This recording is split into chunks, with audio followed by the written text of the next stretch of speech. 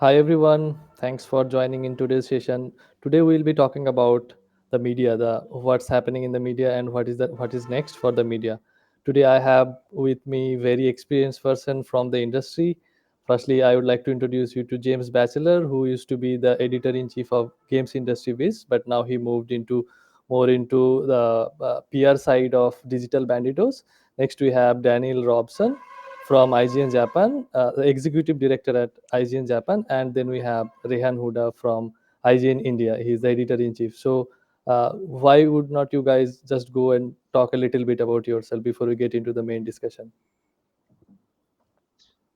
Sure, my name's James. As Tousif introduced me, I've been doing, or I had been doing, journalism for 18 years. It was all B2B side, so very much the business side of the games journalism. I was editor in chief of Games.biz for 3 years. I was that site for 8 years. I was editor of Develop magazine for about 3 years before that. I spent 5 years before that at MCV. So I love financial reports. Okay, I'm Daniel. I'm the chief editor. Sorry, I was the chief editor of IGN Japan for the past 9 years. I've recently moved up to be executive producer, kind of an advisory role on the site. I've been working in media for about just over 25 years, and the last sort of half, a little bit over half of that has been in games directly. Also originally music, so kind of pop culture, that kind of thing. And I work for a company called Sankei Digital that licenses the IGN the IGN brand and content for the Japan region.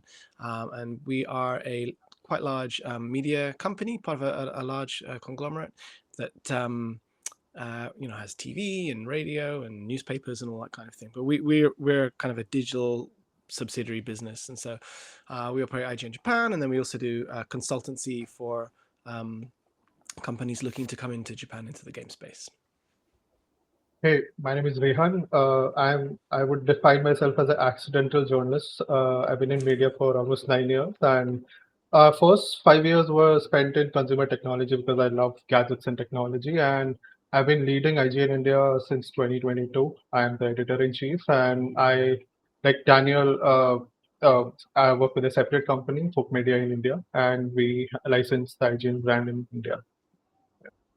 So yeah, and lastly, I am the founder and CEO of Gaming on Phone. We have been in this space for last 6 years, and so we are a very mobile focused media outlet, and we have plenty of things to cover day to day basis.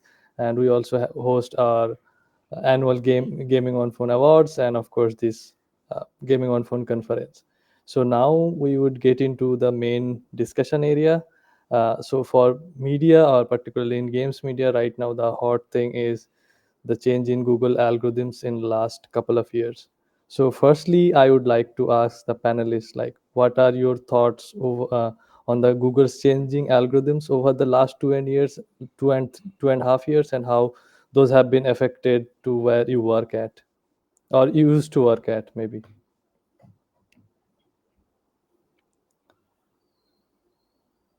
I'll defer to the IGN chaps first on this. Like, yeah, purely because on the business side of things, like we weren't as reliant on Google, so I kind of saw this from afar. Yeah. Talking to my consumer-facing colleagues. So I'll pass to you guys first. Okay, So, it's yeah, you go ahead, Daniel, Ria. you can. Okay, so You can. it's obviously, it's a double-edged sword, because on the one hand, we're an online publication. So I originally used to work in print magazines. Mm. These were printed sheets of paper that you used to buy that were bound down one side. I had lots of information in them, and then the internet came along and changed everything. And when I was working in print, it was like, oh God, what do we do? Then you get into internet business and working in online media, and then YouTubing comes along, or streaming, or Twitch streaming, or influencers, or social media, and all this stuff. It's always been a difficult business that you've had to adapt to new sort of changes in technology and so on. When you're an online site like ours, you do rely partly on the strength of your brand and people coming back and whatever, but you also rely a lot on people just searching for stuff on Google, and you're looking for information about a game and you come across a site like ours. without those services, we probably wouldn't be in business in the first place. I mean, certainly it wouldn't look like it does now. But then again, you are very much at the whims of, when something changes on that side. It's not like they're going to give you a heads up to let you tool up in advance or anything like that. You have to be very, very quick and reactive. I'd say that for us, being part of the IGN network has given us, a good head start, because we have a central tech team that, makes a lot of these changes, for all of our global editions. So for IGN Japan, for IGN India, and all the others, which definitely, gives us an advantage. But I know a lot of friends who work for smaller sites who, when Google suddenly decides to change the way that its algorithms work, or the way that its recommendation work, they're suddenly, because they're so reliant on programmatic advertising and stuff like that, a drop in page views can mean the difference between being able to eat and not being able to eat, and keeping the lights on or off. So it's very, very choppy waters in that regard. If I add on to it, same stuff like IGN network has helped us and sort of made us immune because of the domain authority and everything. But sure, like when the changes happened, we had to adapt. Or my past experience comes from mainstream media. I worked with major networks like Network 18 in India, and after that, I worked with Z, and then I worked with India Today in different capacities.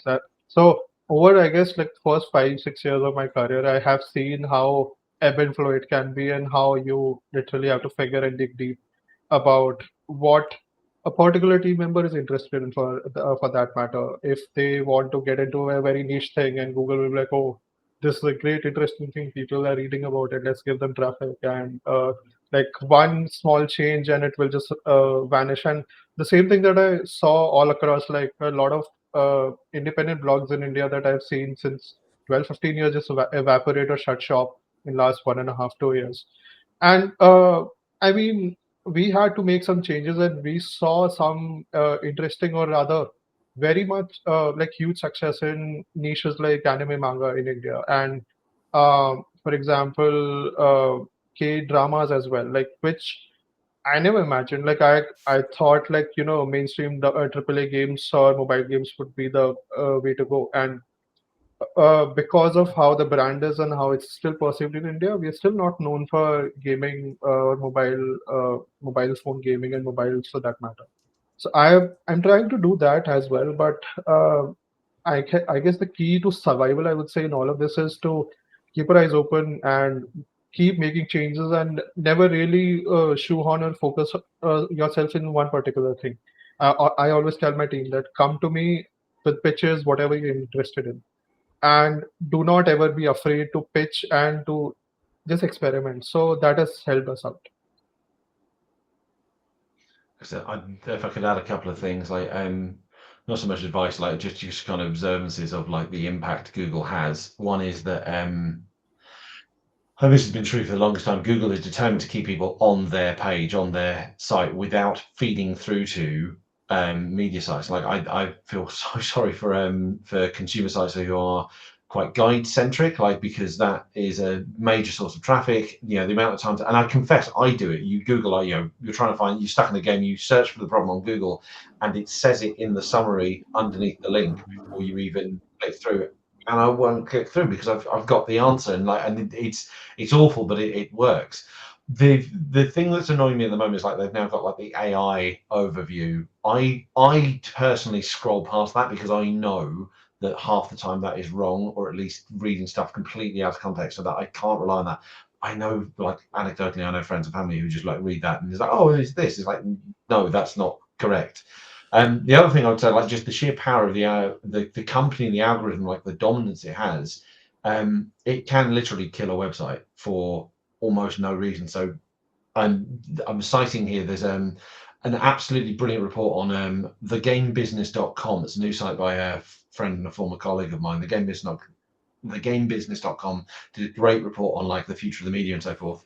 And someone told them that Sports Illustrated had a video game section on its website, and they hired a company called GLHF, which is veteran games journalists, specialist games journalists who provide the content and write it, and it would all get published on Sports Illustrated. Sports Illustrated then got a domain abuse warning from Google because either someone at Google or more likely an algorithm at Google believed they were using their brand and then using the popularity of video games to boost themselves up the search rankings. And the team at Sports Illustrated just panicked and deleted the entire video game section. Proper journalism, proper really good content, like by specialist writers, not like kind of scraped from anywhere, but because of the power of Google, they didn't want to risk it and they deleted the entire section. Some great work got lost. And that's the power that this search engine has and this one company has. And I think that's not good for the future of media. Yeah, oh wow. I mean, what you just said, James, it's really terrifying. I mean, even if you do it genuinely and then you get a report like this from Google, I mean, it's a manual thing probably, or domain abuse, or if you get something related to that, this is uh, what they have done, like a panicking. It's very normal. I could understand. So, based on this, like what you guys said, what are the alternatives you guys would suggest? I mean, other than being reliant on Google, what are the ways of like visibility you guys would suggest for the media, or what is working for you guys, or what do you think about like the alternate ways other than Google? Well, so I think if I can go first, I think this is something that's kind of part of IGN's DNA anyway, but having as many touch points as possible for your audience and being where the audience are. Yes, your site is accessible via Google. You have a homepage, obviously people can go to directly, but you're also up on, whatever it is, Twitter X, or you're up on, whether you have your Instagram accounts or you have your TikToks or you have your YouTube or whatever it is, that you have as many different places for your audience to find you as possible. And that will help you, weather those kinds of storms. We saw like similar problems, for example, when Elon Musk first bought Twitter and started the rebranding process and changing a lot of the way the algorithms work and stuff like that. Twitter is hugely popular in Japan. I think Japan is their second largest market, and it was one of our largest drivers of traffic. And it was like, oh my god, what happens if this goes down? Luckily, it didn't turn out to be quite as dramatic a change as it looked like it might be, but we definitely saw the impact for sure within those first kind of quite rocky couple months. And so, yeah, being diverse, being on as many platforms as possible, and that's hard to do as well, and like, the more platforms you operate, you have to, especially for, if you're just putting your information out there, here's a link to our latest story, that's it, then that's one thing. But if you actually want to interact with your audience in any way, have any kind of meaningful, community conversation, then it requires management of each separate channel. So it's a lot of work, but it's very, very important thing to do. Same thing, I'd say, because when I joined in, we didn't, IGN India wasn't really focusing on social as much because of prior, like whoever my predecessor was or whatever the decisions were made. And I've seen the same thing where over reliance on Google is harmful. So my first go to was, hey, whatever it is, we need to reduce the dependency on Google. And in India, we don't. TikTok, I've seen like our international counterparts like Daniel, for example, and a lot of other IGNs get a lot of success in from our internal reports, but we don't have that option, and Twitter never really worked for us. So Instagram is one that we have leveraged and increased by, I think, 250, 300%, something like that in last 1.5 years. And our next focus is on Discord. Like we started our public channel like 1 or 2 weeks back, and uh, like reach out to the audience wherever they are is what exactly it is that on Discord, there's a whole ecosystem of servers, and people have done automated automations and everything to get news from our websites or our social media or our YouTube to be directly funneled there. So why not create an channel or shape the experience for them? So that's what my focus will be to leverage that, because nobody really wants to go on to Google first. And if they do, and when they do, in the Gen Z, Gen Alpha, and whatever the newer generation is of gamers, it is better to just reach there and if you go to Google, obviously Google will try to control all aspects of it. They will try to shape where you click or if you don't need to click. So the zero click experience that they have been long focusing on. And again, it will be trial and error before they also figure it out. But in the meantime, we have to be resilient for all of us. I guess the only thing I'd add would be that just finding your audience, finding communities is a good way to kind of bring more attention to your work by like targeting the right people. Like so, with B2B, this was somewhat easier because you've almost got a ready-made platform for this out there in LinkedIn. Like vast majority of games executives and developers and publishers and so forth are on LinkedIn. So you share your content on that, and they see it. And we did, certainly on GI, we would get people commenting and actually having discussions underneath our articles on LinkedIn. We didn't perhaps quite experiment with that as much as we could have, but we did try some things like trying to get a bit more interaction there. And then platforms like Discord. Discord is kind of ready-made to build a kind of platform. We've almost gone backwards a little bit. I remember in like the early to mid 2000s, like the magazine that I read religiously every single month. Like they had an instant forum, so I joined that. And we talk about what was in the new issue, and you share all that. And we've almost gone that way again of like, right, let's have a audience, a community around a particular publication, and find ways to engage with that audience to keep them engaged with your publication. Wow, great insights, Daniel, Rehan, and James. So now let's talk a little bit about the creators, uh, uh, creators or YouTubers or streamers. So as you can already see that the streamers or the creator economy is going side by side with the traditional media journalism. So they are shaping the public opinion or the games discovery, helping with games discovery. So what do you think about them, like in general, streamers and YouTubers uh, existing side by side with the traditional games media? I mean, for the longest time, my grumpy traditional media head was like, I was annoyed that these people get to sit and play games and talk to their webcam, and they get far more attention and perhaps a little money than I ever did. Yeah. Uh, but I won't. I'll be vaguely professional this time. I no, I can see why people as in the players and consumers, have gravitated towards this because it is a lot more of a personality-led kind of function.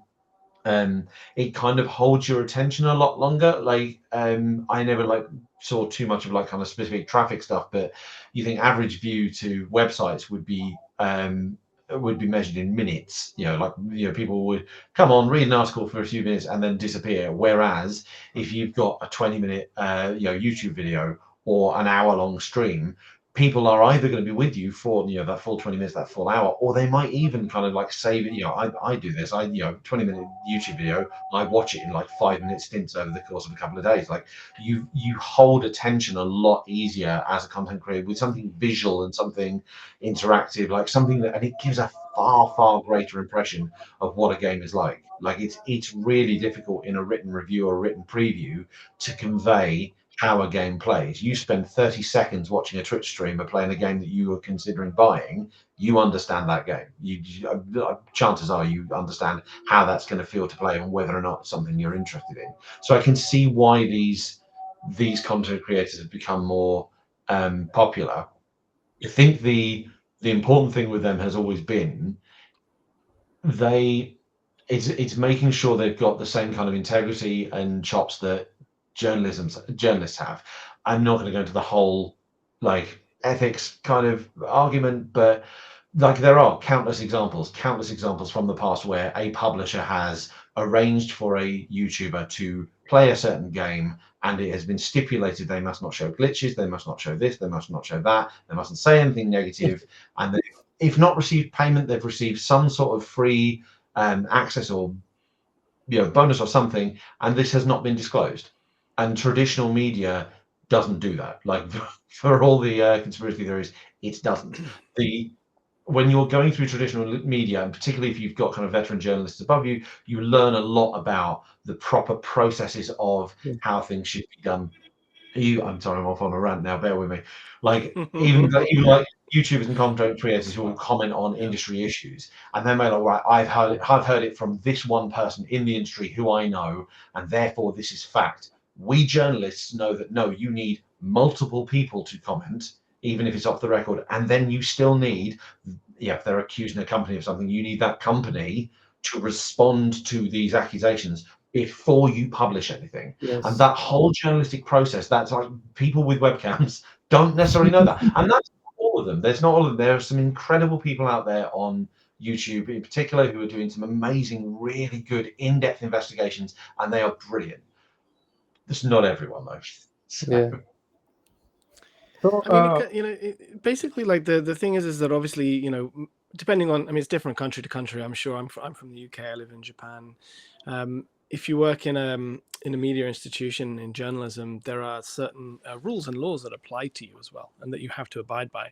Whereas, putting up a channel on Twitch or YouTube is very, very free, and that's great in some regards. It means you have you can create your own framework to work within, but it also means that you're not beholden necessarily to accountability. And so, as James says, there are good channels and bad channels within that. And the problem is it's not always easy to tell which one's which. And so that's the problem. I think that, those channels, as James said, I agree that they're catchy, they're fun to watch, they're entertaining, often informative, and video games as an interactive and very visual media are very well suited to video format. So it just comes down to, I guess, on the user side, you just have to be careful who you follow and who you trust. For us, I mean, we do obviously a lot of video content ourselves. Each different IGN edition, has a different amount that they do. But for us in IGN Japan, we have several like regular weekly shows where the members of the editorial team on camera talk about games and their likes and dislikes and so on in a very kind of frank manner.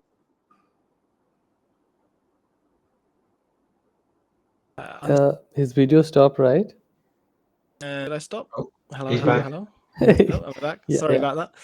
It allows the audience to kind of find their favorites and all of that stuff. But because you're governed by the sort of rigorous sort of journalistic side as well, I think hopefully it lends the channel like that more credibility. But I think it's important to kind of embrace that and show a bit of personality within your content as well.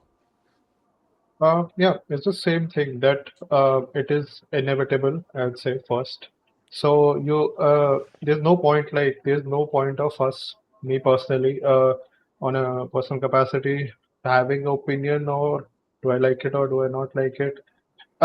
Because to be very frank, people don't read anymore as much as they wanted to, or they don't have time, they don't have attention span. The readers that we are focusing on, because readers are also evolved with time, with the how the internet is shaping.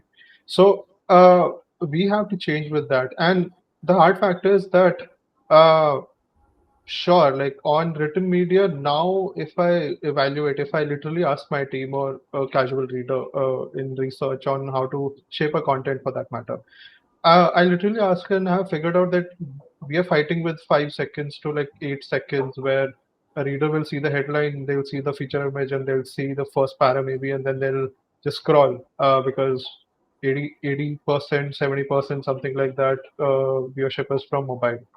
So it's very difficult, and written media is still like focused on ads, and also the overall user experience, how a particular website shapes. It can make or break. If there are too many ads, they'll either go with ad blocks or they'll just never visit the website. They're like, it is too intrusive for me. So you have to embrace that. You have to get into video, and you also, on the video side, if I talk about the content creators, everything is dependent on what the personality that they have. And depending on that personality, how personable they are, how excited they are to talk about video games specifically in this case, users or readers or watchers, whatever the thing is, they will stick to it or they'll not stick to it. There are too many options. So, and again, like we as journalists can sometimes be too much, like obviously accuracy and authority and everything is crucial, but it's very difficult to even explain it to readers for that matter. It's very difficult to even tell them, hey, this was not disclosed. This is not wrong. This is wrong, and this may mislead you in some way. Readers just want whatever is quickest and whatever is the easiest to consume bits, and it's on us to make sure that we are on the same platforms, or our teams are for that matter, and differentiation about uh, my bad. So it's on us to figure out and us to offer that alternative, even on the video front, with the content creators for readers to watch, and then hope and pray that our presentation and everything is on par. I would also add that there can be the opportunity for like a symbiotic relationship in there as well. So much as, for example, as media, we have our own platform that we can invite people who streamers or people from that kind of community onto our shows and to collaborate with us or to collaborate with them. You have a lot of like reaction based video creators out there who are looking at our news stories that we publish or other sites like us publish and giving their reactions to it, which for a small percentage of the audience possibly does lead to kind of clicks back to the original content and that kind of thing. And I always feel a bit like there's no point really considering like worrying about like competition so much, and even within game media I don't really think about it, and certainly against things like streamers and that kind of thing. Yeah, okay, you might be competing over marketing dollars here and there, but it's more of a kind of a rising tide raises all ships kind of situation where you have to kind of look for the opportunities to work together with people for the benefit of yourself and them and everybody else. There is Very, sorry. yeah, I was just brief note on like adding something from a kind of a publisher perspective as well. Like content creators are often offer a much more targeted audience than a traditional media publication. So you can find YouTubers and streamers out there who primarily play one type of genre or one type of franchise. If you're producing a game in that similar vein, that's a much more directed way to reach that audience than it is going to a more generalist site like an IGN or a Eurogamer or a GameSpot or something like that. Like those kind of encompass all fandoms. And actually, if you're looking for someone who only plays like roguelikes or arena shooters or battle royales or whatever, it can be a much easier way to target people. yeah, very diverse opinions, but great insights. So, James, since you mentioned like what the at least some of the creators are doing, so I have a follow up question to that. Do you think that creators have the responsibility to uphold the journalistic practices, like you mentioned that, hey, for us media, we need to get opinions from multiple people, and then of course you wait for a comment from the company if there are any any problems with them or something. So on that front, like, do you think that creators have the responsibility to uphold the basic journalistic practices? I think it depends entirely on what content they're creating. I think if they're just playing games and saying what they think of it, fine, like just share your opinion. Yeah. But if they're actually like weighing in on news or kind of ongoing discussions around the industry, they need to be careful and they need to make sure they're not presenting opinion as fact, because they do hold sway. They do have a lot of large audiences, and those audience will may well just only trust this one kind of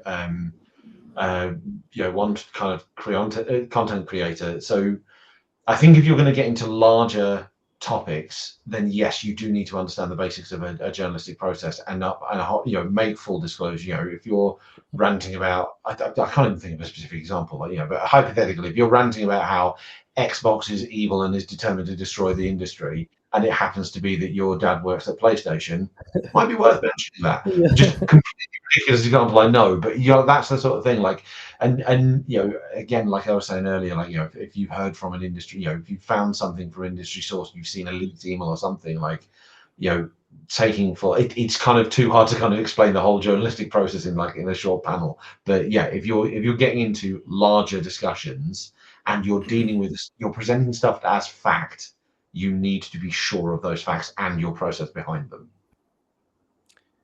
I would actually kind of say that the responsibility is also very much on the audience as well, because certainly within the sort of journalistic media world, we do have responsibility within the sort of the rules of the industry, the letter of the law, and that kind of thing, which those channels are not necessarily beholden to. And yes, in an ideal world, as James says, hopefully these people take their positions and their platform seriously, and they have a kind of a good moral outlook or whatever, but they might not necessarily. And so it's on you as a viewer then to be aware of that and to pick and choose. And sometimes, I mean, I watch a lot of YouTube content and stuff like that, and I have people that I follow that I know are speaking BS, but I find them entertaining, or I understand their position, or they have a unique niche knowledge of something or whatever, and I'm able to filter it enough to figure out, to get something useful out of it for myself without trusting it 100% necessarily. Yeah. I wholeheartedly agree. Like, I kind of anecdotally, like, particularly when you come to social media rather than video media, like the amount of times you'll see like a post on Facebook, oh, such and such game confirmed to be in the works. I'm like, I know well enough to quickly Google, is it? And if there's not a single article about it, then that's a lie. But the amount of people you see underneath getting excited, oh my God, I can't wait for this. Like, but it's not real. Check. Well, sometimes things as well, working in media, either on the record or off the record or under embargo, whatever it is. It's information that, is going to come out at some point in time, and people are, spitballing on it and talking about it on these kinds of shows. And 100% for certain that what they're saying is the opposite of correct, but it's still interesting to hear their opinions on it. And so, I think, again, you should always take these things with a grain of salt, I think. But I think that responsibility is equally on the viewer as it is on the channels.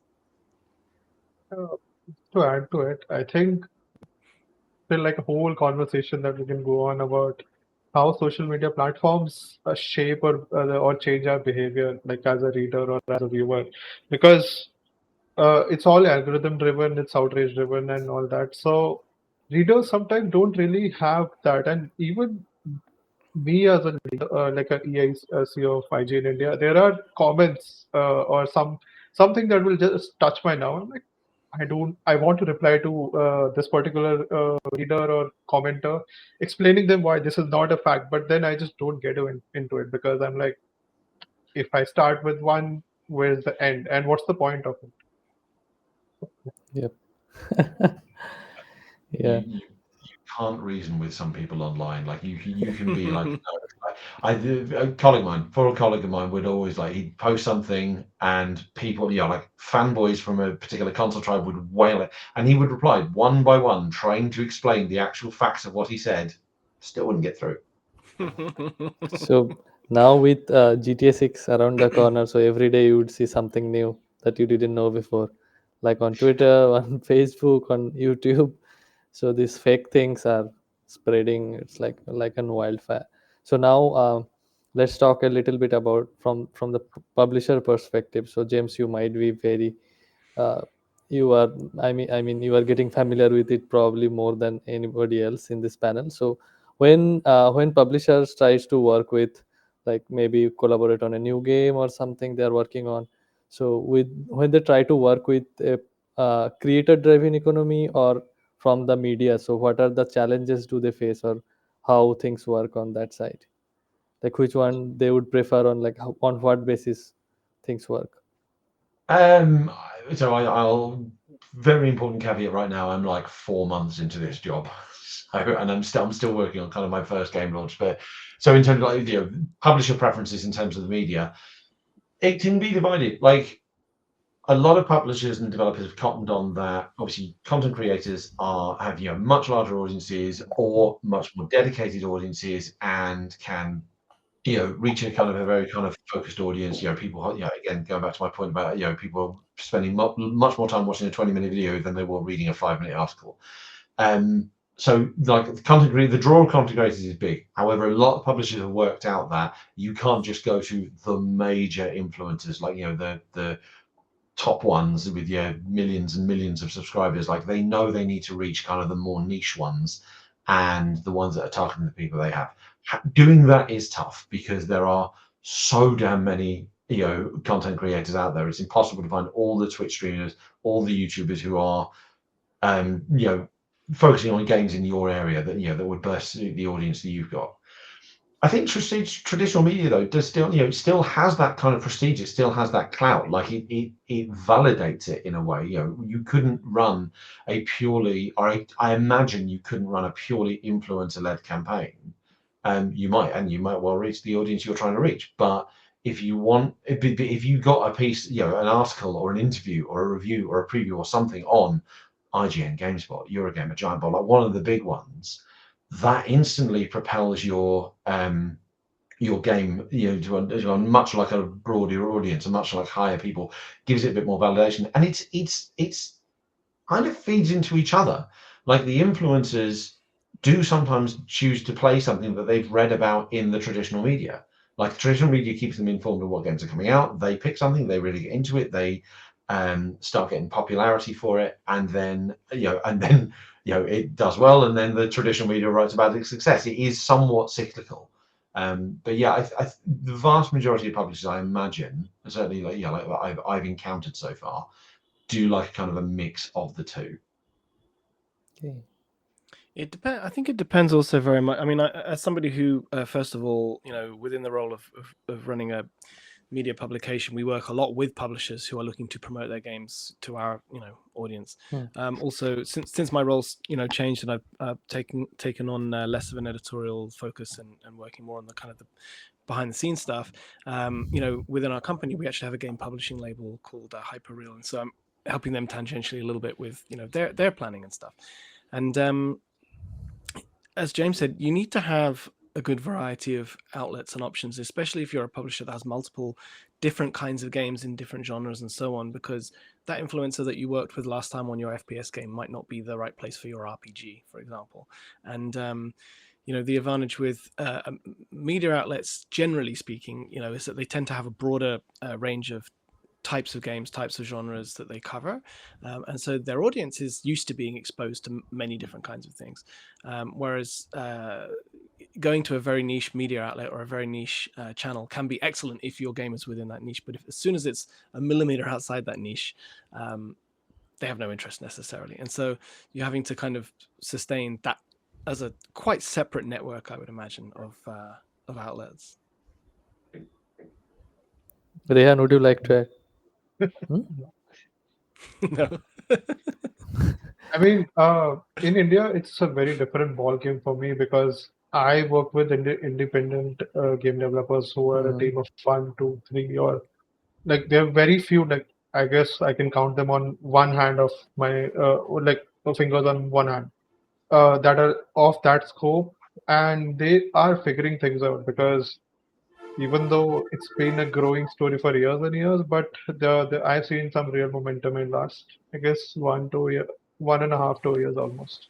So they're also figuring out, and we try to figure, or rather, see from global examples what they can do to reach out the audience. And I agree. And in India, things are different in terms of language as well. Like there'll be a huge audience in some regional language, Tamil or Telugu, huge, massive content creators, which I've never heard of.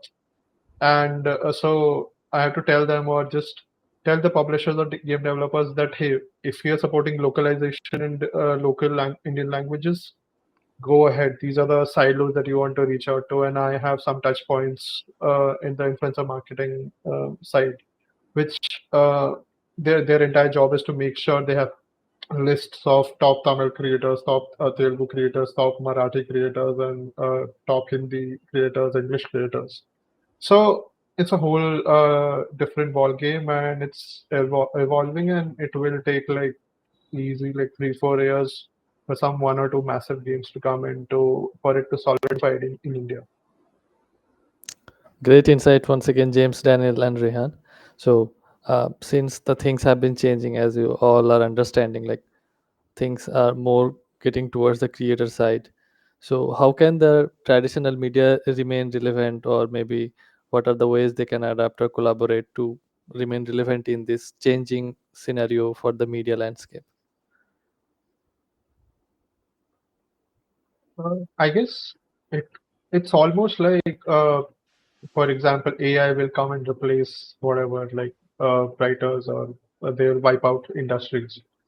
I guess there'll be always a need of traditional media. So sure, we'll need to change, and Yeah. we'll need to figure out wherever the latest trends are or wherever the audience is. So that's what we have to focus on, because it can be like sometimes there's so many equations or variables changing. So it is possible to forget what our target is. And our target, for example, for me personally, is the readers. And okay, where are the readers? What are the readers asking for, or what's their preference? So I have to regularly talk to on multiple Discord channels, or just be like a lurking around and figuring out what are the trends and what are the polls that they're responding to, and however the equation is changing. So that's where you have to figure out, and you have to step out of your way, step out of the traditional bits to monitor those things.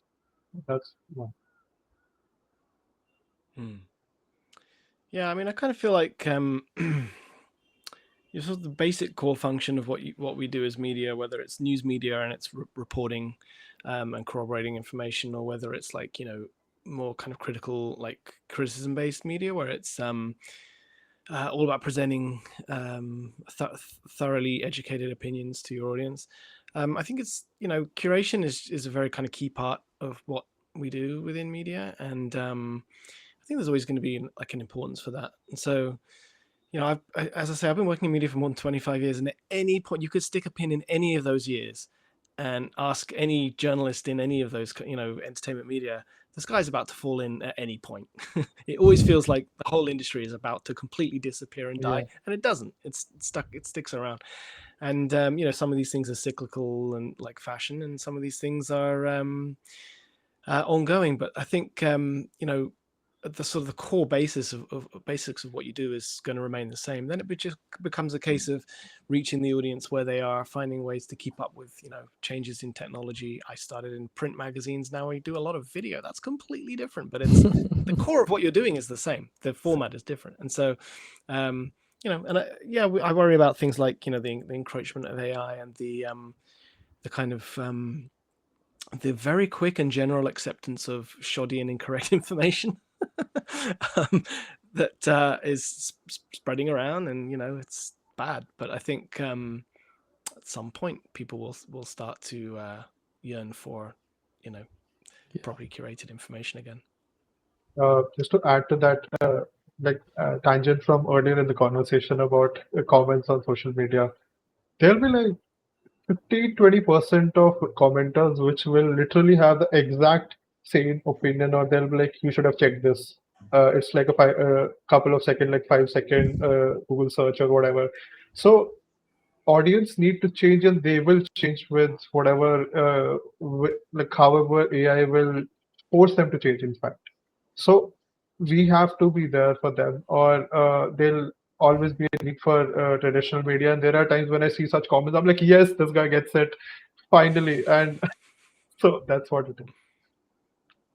I think it also depends on your publication, your resource, and your target audience. Like, so, and this comes very much from my B2B background, like speaking for, writing for B2B publications. We never had particularly big teams. Like, there were points where the news team on one consumer website would be larger than the whole of my team. And so you can't get caught in the race. You can't get caught in the race of trying to do everything, because you won't. So you've got to focus on what you can specialize in, what your site delivers that's unique. It is the age-old work smarter, not harder. We experimented with, right, how can we deliver stuff more efficiently, more quickly? So I joked at the start about financial reports. Like, obviously, like, as much as like consumer sites now cover a lot of financial reports. When I first started, it was primarily B2B publications that would run this. We'd be ones diving into like Sony's financials and Nintendo's financials and Xbox and all these. And now like everyone does. So like ours is like, right, well, we experimented, right, how do we present this in a more efficient way so people can literally just see the figures they need to know, the highlights, etc. We experimented with form. There are sites, there are news stories like, it's important that our audience knows this, but it's not important that we spend half hour, an hour writing up and padding out an article. Like if an article can be summed up in headline and strapline and maybe a couple of paragraphs, do that. If that's still longer than it needs to be, we started experimenting with we had a format called News in Brief, which was you'd have the headline, the strapline, you'd click, and it'd be a link to the original thing. So if it was a statement that had been released on Twitter or something, and all the information you need in the headline and the strapline, but if you want to read the full statement, click the job done. Finding ways to make it more efficient and respecting your audience's time can be a way to kind of keep yourself relevant, keep yourself active, and then that frees you up to be a lot more proactive in terms of like trying to find new ways to start discussions and lead discussions, covering stuff that people aren't talking about but you think they should be, or reactive, like I'm sure we've all had those moments where you're working on this massive, huge feature or a huge interview, and like that's going to be your big thing of the day. But then new GTA 6 trailer drops and the game is delayed a year, or Oblivion is going to be shadow dropped or something like that. Something will happen that changes everything, and you need to be able to really quickly react and adapt to that. And as long as you're able to do that, you should be okay. So what you just mentioned, James, I have actually came across this on GIBs a couple of times, that news in brief, you have the headline, you might be having a one single line, sometimes you don't, and then a link back to the original source. So how does that work? Could you please talk a little bit about that? Like how does that work? I mean, why you do that? I mean, does that even work for in terms of Google search, or like why do you do that in particular? Honestly, I don't know if it did anything in terms of Google search. That was never quite our concern. That's just not how we operate. But it was a way of keeping our audience informed of something that we believe they needed to know, but didn't quite warrant the time and effort of writing out a full article, or there just wasn't enough information. Like, it's personal opinion perhaps, but I think it's kind of pointless when you read some articles, it's very clearly you ran out of stuff to say in paragraph 2, maybe 3. But you're still going on for like 10 paragraphs about the background and sometimes that's important. Like, you can never I'm going on tangents here, bear with me. Like, I spent a lot of time covering the Epic versus Apple stuff, and like every time I did an update, like, oh, the court date's been announced for this. Okay, that's a short story. Court date's announced, this is the date, that's what's going to happen. But that would be important to add context, because you can never assume that the article you're reading, every article you write might be the first thing someone has read on this subject. So there does need to be a little bit of background. But if it's something, like I said, I think a vague memory. I'm trying to remember the last time I did a news in brief. It was usually something like a release date had slipped or a release date had been announced. That's all you need to know. So it was honestly a way of how do we ensure that we're staying on top of this news, that it's still on our site. We used to think of our site as a kind of a historical record of what's happening in the game industry. How do we make sure we've got a record of this, but we're not spending time and resources that could be better served elsewhere, and it's more efficient for the audience? That was honestly just the thought behind it. It's the old fashioned news pyramid, isn't it? You've got the most important, newest information at the top, and then sort of assuming that the audience might not know all the background, you go into the stuff that's more disposable to an advanced reader but useful to a newcomer towards the bottom. It's when your news pyramid is so high that it's so tall that the audience is just never going to scale the whole lot. That's when the problem and that's when it starts to affect things like percentage of article read or bounce rate, or those kinds of things as well. So you do have to be careful, for sure. So, in fact, just to add to it, we did that. Like, we made sure we reworked the entire thing. And my personal thing here at IGN when I joined was make sure know your reader, and make sure once they've clicked on the article, half the battle is won. But make sure you add value to it. And I think our bounce rates reduced, and our time spent reading article increased by 120, 150%, something in like probably 4 or 5 months. And that's when I saw, this is a notable, important metric, and that was a focus on quality. So that has worked for us. So, Rehan, you mentioned that like time spent on the site and reading, those increased when you started doing like news in brief. not no, not news and brief, but we made a consistent like format for all the news articles. Earlier, it Okay. was there's no proper format. Like I Hmm. created an in-house style sheet and incorporate the same inverted pyramid scenario because for us, Indian readers are getting into video games. There's no video game culture. Like the video game culture has started in last 10 years or 12 years. And if I count like overall population who was gaming in the 90s would be in fractions or like 0.1% or like 0.5 or literally 1 or 2% maybe at max. So because we know I know the audience that I'm serving for, that's why I could change the strategy. It's like whatever the fluff that I consider as, even if that has a pricing on different platforms, or if a sale is going on for a particular game that the patch notes are about. Sure, it has resulted in the clicks being increased for the Steam widget or whatever we have added, or we have said, hey, it's 70% off because Indians want free or cheap stuff. So that's what it is. Yeah, so thanks for the insights. I would have gone to like the AI stuff since you guys mentioned, but I also see that we have some great questions and including what I wanted to ask. So we there one of them question is the similar question. So I would just pick it up from there. So starting with the first one, it is from Gulia Bianchi from Bad Seed. So, based on your experiences, which emerging technologies are enabling more interactive and immersive approaches to game journalism? I'll briefly chip in with this one. I don't think we need to. I think journalism needs to be kept relatively simple. You've got your three pillars are written, video, audio. You can produce video something to you can export the audio as a podcast that's easy for someone to listen to in their own time. You can have an article that someone reads. I know there have been experiments with this sort of thing. The thing I'm thinking of, I can't remember if it was last year, year before. Reuters did an article about the cozy game space, and it was a playable article. Essentially, like you moved, between different rooms, and in each different room you'd find another paragraph. And that's an awesome gimmick, and it's a very clever, like very meta way to explore to explore the subject. But how many people read that? How long did it take people to read that? I think you do need to keep things simple. So I don't think interactive and immersive technologies are the way forward for journalism personally.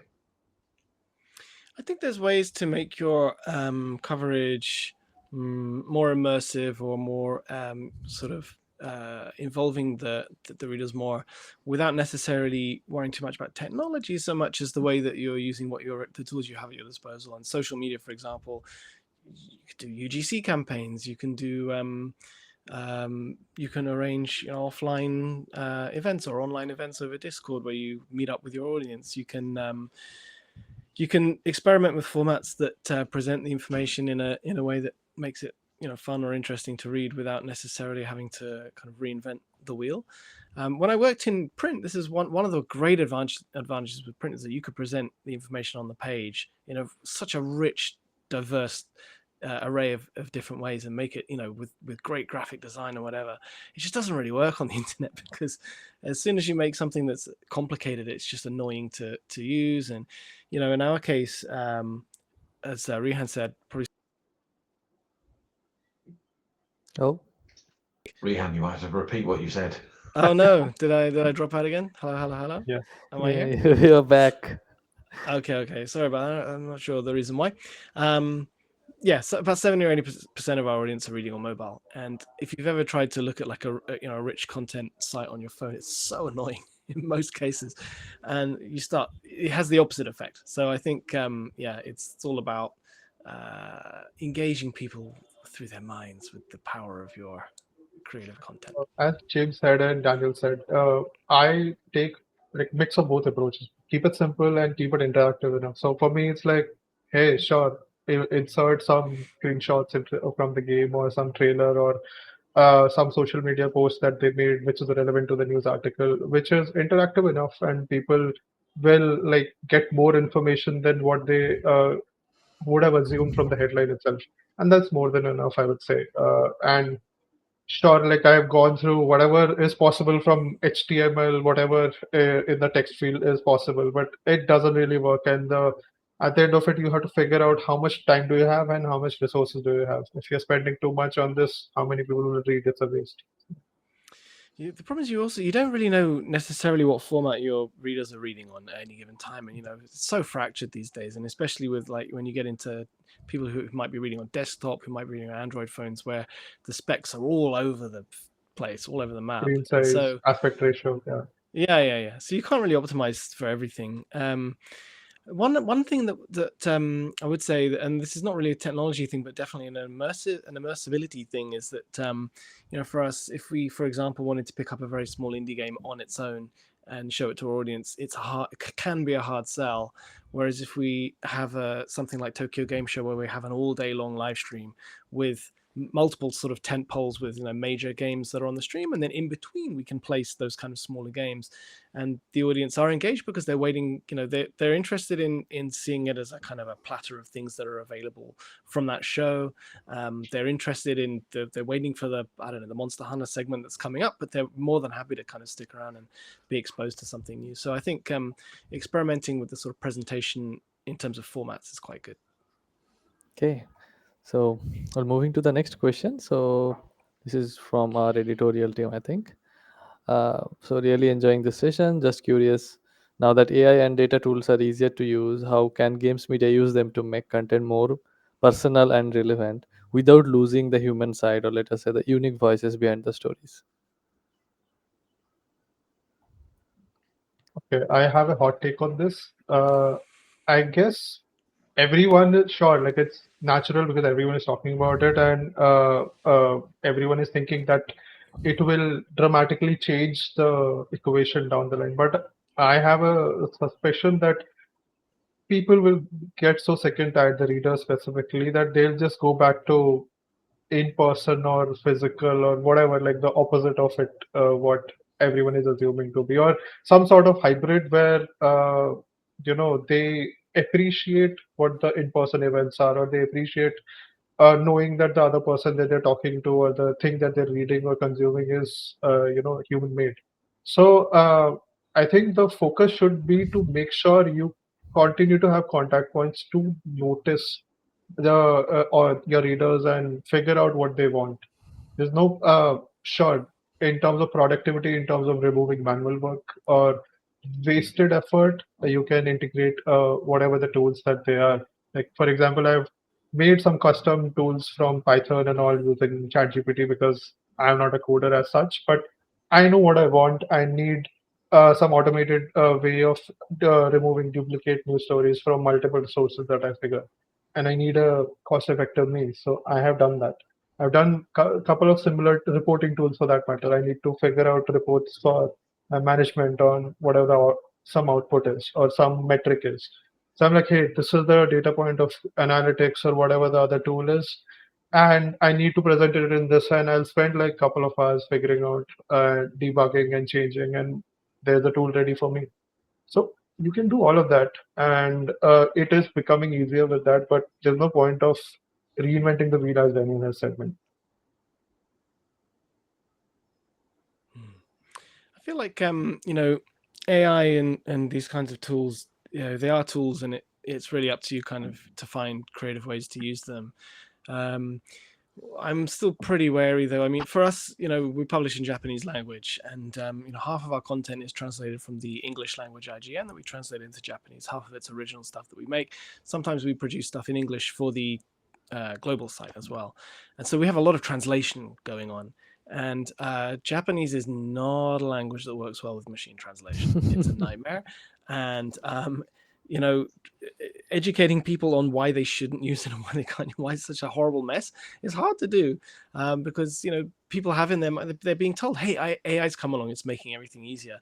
The problem with using AI tools is that it can introduce so many errors, and picking through and finding where the errors are, where the mistakes are, where the misinformation is, where the hallucinations are, takes longer than just doing the job the old-fashioned way, usually. And so, speaking personally, like we kind of we keep it as far away from our content as we possibly can. I haven't really found an effective way to use either generative AI in terms of generating content or generating like being useful as a tool in any way that would allow us to create anything that's reliable for our readers. I agree. Yeah. I've always been very skeptical about the use of AI in any form of journalism. I think the go-to example I used to hear was like, oh, those basic news stories that is basically rewrite this press release because all the information's in there. There's always like press releases are, and I know this now because I write them. They are written to just make everything seem like as positive as possible and really sell stuff, like, because that is the job of the PR, that is the job of the press release. If you give that to AR, they will, say AI, they will, that will just rewrite the press release and not filter out the kind of hyperbole. And we used to on GI, like by and large, those quotes that people include at the end of a press release, which are just, well, it's so excited for this, etc. We'd leave them out because they don't add anything to the story. They don't add any kind of information. They are just fluff. And so we would often leave them out unless they actually added something.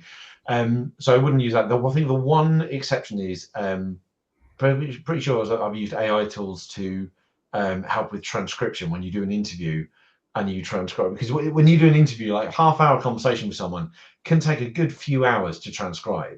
And if you use AI, bang, you've got an instant script. But you never ever publish that script. You then listen through minute by minute, word by word, and correct it's like you said, Daniel, like you correct every single thing. It takes ages. But I've found like there were ways of like I could at least listen through to the bits they needed. And, it mishears stuff, and that kind of thing. If they have a strong accent, if they're using, they're talking about their game that's got original, character names and terms in it, but also it transcribes every so yeah, I know, and you know what I mean. And it's like you have to, and just deleting all that's such a pain. And so, but I mean, it definitely, as somebody who's developed RSI over a couple of decades of typing, it's definitely nice to have it do part of the job for you. But I mean, for me personally, we often have the translation part in the middle as well, so a direct transcript's not that helpful necessarily. No, of course.